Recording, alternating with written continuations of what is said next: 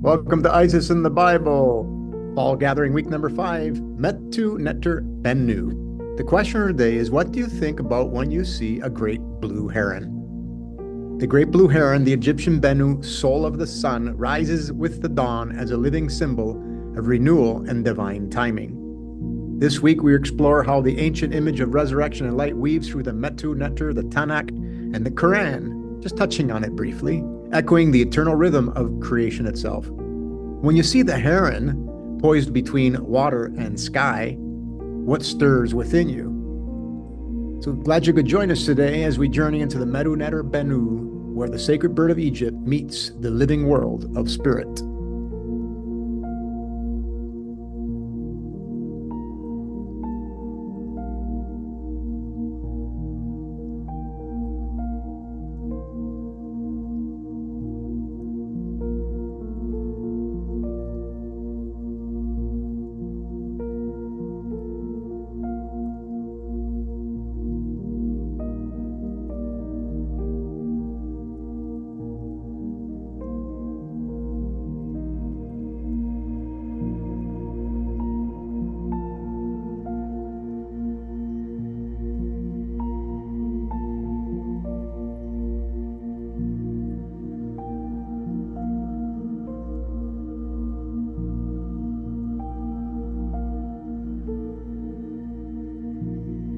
So a couple of quick mentions, because we're always being guided, right? So a sparrow flapped its wings onto a window at the exact new moon, and the MC was on my new moon. So exactly at the new moon, you can see it's exact too, because the part of fortune that moves by the minute will be at the ascendant. Oh, there's the rising sign, right? So this is why this symbol on the Egyptian walls represents birthing, the arise, when you come out of the waters, right? When you come out of the waters of the womb, that's part of rising. So right at this moment, and then here we go, the mid-heaven was exactly on my natal moon at that time, and the bird flaps his wing goes, and there's the phoenix rising. You can see it, right? This is not a picture of that bird, but he came in, flapped his windows up against the screen, right? Like a phoenix rising at the exact moment of this energy. Like you can't, like right at the new moon. This is how we know we're so connected, because they're going to constantly give us these signs. They probably always did. We're just able to do that now, right? So then today, cardinal shows up, and I know when they're showing up and they want me to look at the cardinal points, and right at that time, who's there? Isis. Isis is in the underworld, right at the bottom of the chart, the IC. Again, the IC will go by in minutes. So that exact moment, there's Mother Mary. Okay, this represents Isis. This is the one that brings the phoenix rising that we just had on April 15th, 2023. So we are rising, folks. But we have to be patient like the Benu bird, right? Yeah, absolutely. I know it's not easy. So this is so beautiful. We get these all the time. So the Benu bird, and thanks, Peggy, for sharing your experience with the Benu coming with you, because it's just like this picture here. Met you at sunrise and met you at sunset. So the linguistic word Benu derives from the Egyptian verb weben, meaning to rise, to shine, or to ascend. Thus, the Benu literally means one who rises, specifically the one who rises in brilliance, like the rising sun at dawn. The same root is related to the Ben, the sacred mound that first rose from the primordial waters of noon. The Ben stone of Heliopolis, on which the Benu bird was said to perch. In Egyptian cosmology, the Benu was the Ba, the soul, the sun god Ra. It was said to cry out at dawn of creation, the first sound initiating time and order from chaos. So the Greek word is phoenix, meaning the both purple, red, and phoenix bird is the reinterpretation of the Benu. The Greeks learned the story from the Benu bird from Egyptian priests at Heliopolis and adapted it into their own myth of the phoenix that rises from its ashes. Thus, the phoenix is the Hellenized form of the Egyptian Benu. So spiritually, it means self-generation, resurrection, solar consciousness, the cycle of eternal return, where the light dies each night and rises anew each morning. But we know that's no such, you can't see light, it's only illumination you see. The living soul, the Ba, and both the sun, Ra, and Osiris, symbolizing a divine spark that endures through death and rebirth. And just like Rosemary said, how the blue heron follows us through into the underworld. So in short, the Benu is authentically Egyptian, meaning the riser or the ascended one, the soul of the sun that brings forth new creation. The Benu bird, this heron has been following Kathy and I around for quite a long time, and we've seen it many, many, many times. It was telling us, get ready, get ready, get ready. But we didn't know. But now we do know what it was trying to tell us, and it's going to continue to tell us. So here's a synchronicity for you. While I'm working on these similar vibrations, Sister Allison sends me these beautiful heron messages. Let's start with these images in a little video. So she's saying, look at this. The bird is looking towards, this is part of the Hathor temple, the Isis temple. Okay, and they think they call this the birthing room. They call this the Pharaoh's something and some other words. I don't even commit them to memory because this is all about Phoenix rising. So we'll look inside there and see why it's empty, but only 2 of the sections are actually filled in. So are they waiting for us to fill the rest? That's what we're going to talk about.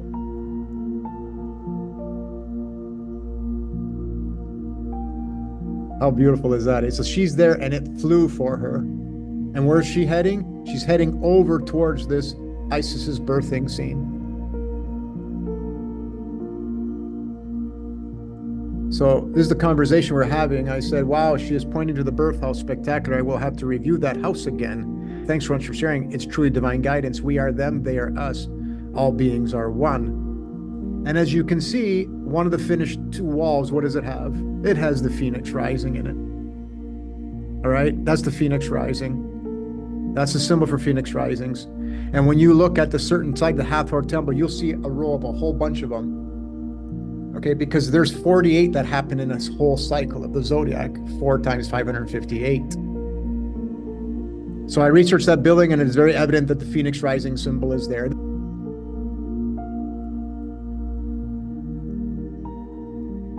So I showed her, I said, hey, if you get a chance, go have a look, see if you see the birthing symbol there. Hence why the Great Blue Heron is pointing to it. If it is to represent birthing, you should see this symbol, which is a symbol of astrology when immaculate conceptions happen, proven by in vitro injections at that time.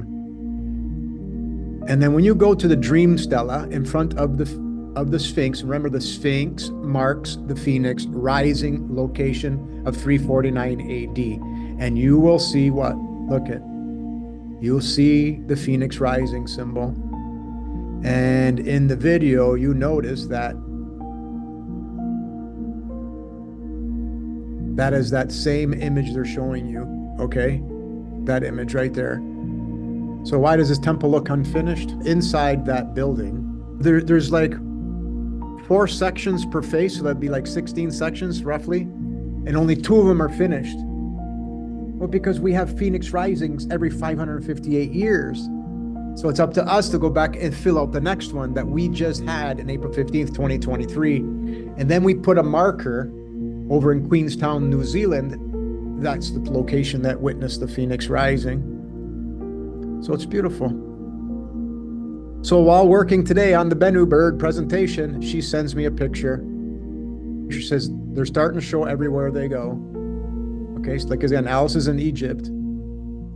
And so I said, okay, at the exact time that she sent the picture, let's go have a look. Part of Fortune's on Saturn, and the vertex is on my natal Lilith. These are all beautiful signs of showing how connected we are. So it's beautiful that when we see these synchronicities, I just thought I'd share them. There's much deeper meaning, but I won't get too far into it. So the cross connection of the Egyptian Benu bird in the Tanakh and in the Quran. So in Genesis 1, 2-3, the spirit moved over the waters, the Benu rising from the noon, us coming out of the womb's waters, same thing. Psalm 104:30, you renewed the face of the earth, the daily rebirth of the Ra Benu. And that's every image you create is trying to do the same. You have to renew the face of the earth, what you want it to look like. You are the chosen one that gets to do this. So every image that you share, every image that you think of, brings your own next rising every single day. And in the Quran 24:35, Allah is the light of the heavens and the earth, which is equal to the luminous rebirth of the one through all forms. So the symbolic lineage, Benu, Isa, Mahdi, Phoenix. So in the Bible, the Tanakh, Isaiah 40:31, they shall mount up with wings as eagles. Here, eagle is mistranslated. The Egyptian Heron, Benu, was the bird of ascension. The Quran, the resurrection and renewal themes attributed to Isa and the Mahdi parallel the Phoenix cycle, death of the old age, rebirth of light. And in astrologos, in other words, the astrology, the Phoenix rising is the Eris-Sun conjunction. That's Revelation 12:1. And this one marks the fifth sun of the zodiac year, humanity's collective rebirth. All right, leaving the Benu bird for a moment, but we're going to talk about fire and rising, right? Why not? So did you hear about the recent eruption at Hawaii's Kilauea volcano? Man, it really went up high. The eruption episode began at 8:05 Hawaiian Standard Time on October 17th. And remember what I kept saying, October 17th for how long, folks? Remember? Get ready. The sun is going to be on the equinox. The sun's going to be on the equinox. And the next day, Mary, the 18th, right? Right. So, but then I know it's going to be on a volcanic eruption? No idea. But it's energies. It's absolute beautiful energies. So at 21:10, the lava fountain cloud reached 6,000 meters, 20,000 feet above the summit. The volcano is located in Hawaii's national park on the Big Island of Hawaii. Nearest largest city would be Hilo on the island, about 25 miles away from the summit crater. So the maximum height of the lava itself was 1,500 feet. Think about that. 150 stories. Wow. So that's the tallest lava fountain ever recorded in modern observation history. But there was a notable peak in 1959 where it went a little bit higher, like 2,000 feet. So this 2025 episode marks the highest for this current event cycle. So that's pretty well. And like I said, we kept showing this date, right? October 17th, that energy in the sky is going to, which is part of the Phoenix rising from the ashes, right? It's all the inner and the outer and the whole, the holographic whole is always going to be there. So right at this time, at the exact time, Lilith was there. Lilith does implosions. We know that. Lilith does implosions. This is Mary Magdalene. Juno was descending, right? So if it's descending at the same time, and Juno does what? We know Juno does shingles eruptions. So Juno's at play. It does eruptions. And that's on the descendant, which is the descendant. So the descendant for that location. So it was there. So that timing is there, right? The sun, again, was right at Spica. Destiny's Gate, all there. The moon sitting there at the reincarnation node, self node. And again, okay, the sun, Destiny's Gate, right across from Eris, Isis, Madonna, the Phoenix rising. So this is part of the Phoenix rising because the harvest line is part of the Phoenix rising line, right? This is part of, because this is the sun sets in the west and the sun rises in the east. So the mother's in the east, the sun was dying on the cross, but they're across from each other. So this is like a mini Jesus dying on the cross, the sun dying on the cross. And the Phoenix is a reminder of the Phoenix rising with the explosion that we see. Because it's all reminders of who we are and how we're so connected with every atom on Earth. Okay, last slide. Last slide is really cool because when the Phoenix rises, we start to remember and connect with what we once knew. The one is the whole and the whole is the one. So it came across this vagus nerve thing come across me, and I says, Vegas and Vega sure sound a lot alike. So let's go look. And lo and behold, 100%. Vagus means wandering in Latin. Largest cranial nerve connecting the brain, heart, lungs, and gut. Governs the parasympathetic system, rest, healing, digestion, calm. Balances breath, emotion, and heart rhythm. A well-toned vagus nerve, inner peace, clarity, and connection. Physically mirrors the river of life that flows through the body, right? Vega, the star of descent. Vega means descending in Arabic. Located in Lyra, the harp constellation, symbol of divine harmony, represents light descending into form or spirit entering matter. So Vegas and Vega, the mirror of above and below. Vegas is wandering within the body, mirrors Vega descending in the heavens. Both describe movement and return, energy flowing down and back up. The vagus nerve is the inner vega, the current of divine breath within. The Milky Way above mirrors the nervous river within, the same living circuit of love. And Vega is where? Vega is right on the outside of the Milky Way, all right? And Vega is also right across from Sirius, the bright star. So from the bright star to Vega, and again, Vega represents in Lyra. When you see this symbol, that means we've figured out what medical astrology each star represents.